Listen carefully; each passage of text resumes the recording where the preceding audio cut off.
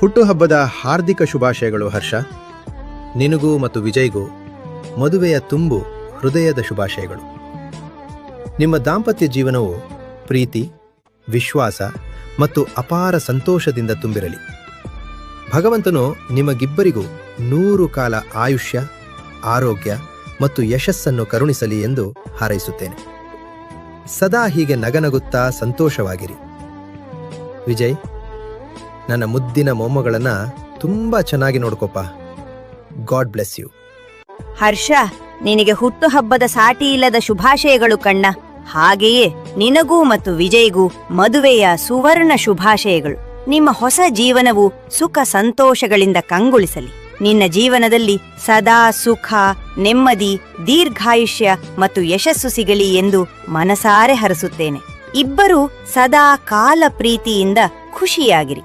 ವಿಜಯ್, ನನ್ನ ಮುದ್ದಾದ ಮೊಮ್ಮಗಳನ್ನ ಕಣ್ಣಿನ ರೆಪ್ಪೆಯಂತೆ ಚೆನ್ನಾಗಿ ನೋಡ್ಕೋಬೇಕು, ಸರಿನಾ?